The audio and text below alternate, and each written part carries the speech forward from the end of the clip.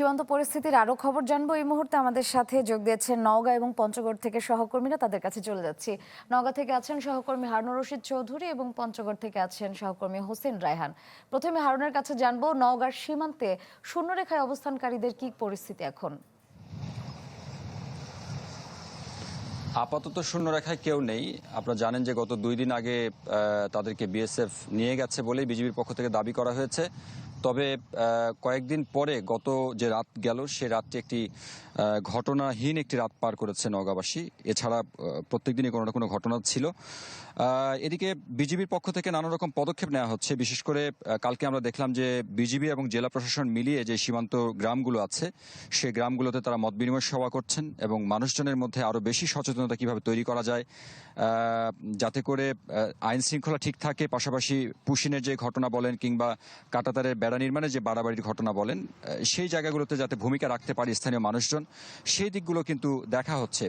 পাশাপাশি এই কয়েকদিন যেহেতু আমরা সীমান্ত এলাকায় ঘোরাফেরা করেছি, সেই জায়গা থেকে স্থানীয় যারা সীমান্ত এলাকার মানুষজন আছেন, সচেতন নাগরিক আছেন, তাদের একটি কথা হচ্ছে যে সরকারকে এখন আসলে এই সীমান্ত ব্যবস্থাপনার দিকে তারা নজর দেবার একটি দাবি জানিয়েছেন। কারণ আপনি জানেন যে সীমান্ত ঘেঁষা যেই রাস্তাগুলো, অর্থাৎ যেদিক দিয়ে বিজিবি টহল দেবে সেরকম কোনো রাস্তা নেই। আসলে 90% জায়গাতেই সেরকম কোনো রাস্তা নেই, কাদা, এবং যখন অন্ধকার হয় অর্থাৎ রাত নামে সেগুলোতে কি পরিমাণ ভয়ানক পরিস্থিতির সৃষ্টি হয় এটি আসলে কেবলমাত্র বিজিবির সদস্যরা আসলে জানেন।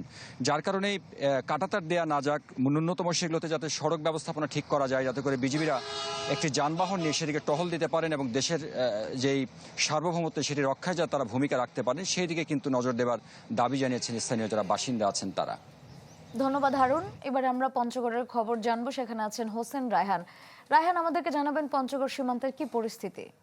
ভোগান্তি ভুলে চলে আসুন রিগালে। ওয়ারেন্টি সহ স্টাইলিশ কালেকশন নিয়ে রেডি রিগাল ফার্নিচার। শ্রেয়া, গত এক সপ্তাহ ধরে পঞ্চগড় সীমান্তে যে শ্বাসরুদ্ধকর পরিস্থিতি ছিল সেটির অবসান ইতিমধ্যে গতকাল হয়ে গেছে। তারপর থেকে অর্থাৎ 24 ঘন্টায় নতুন করে কোনো পুশিনের ঘটনা সীমান্তে নেই। আপনাকে জানিয়ে রাখি যে সমগ্র পঞ্চগড় জেলায় প্রায় 277 কিলোমিটার সীমান্ত পথ রয়েছে, আর যেটি দেখভাল করে 3টি ব্যাটালিয়ন, অর্থাৎ ঠাকুরগাঁও 50, 18 পঞ্চগড় বিজিবি 18 এবং 56 নীলফামারী। আপনি জানেন যে আসলে আমাদের যে সীমান্ত পথ, এই সীমান্ত বেল্টে আসলে রাস্তাঘাট নেই।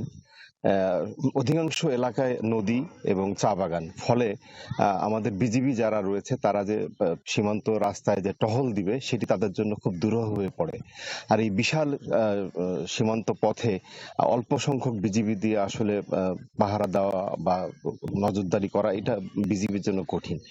ইদানিং বেশ কিছুদিন ধরেই কিন্তু বিজিবি স্থানীয় কমিউনিটির সাথে যোগাযোগ করে গণমানুষ যারা সীমান্তে বসবাস করে তাদের সাথে ভালো সম্পর্ক তৈরি করে কিন্তু তারা তাদের কার্যক্রম পরিচালনা করছে। অর্থাৎ এখন প্রতিদিনই আমরা দেখি যে সীমান্ত পথে বিজিবির সাথে গ্রামবাসী, স্থানীয় আনসাররা, গ্রাম পুলিশ থেকে শুরু করে সবাই কিন্তু তারা তাল মিলিয়ে এই অবৈধ যে পন্থা সেটি কিন্তু প্রতিহত করছে।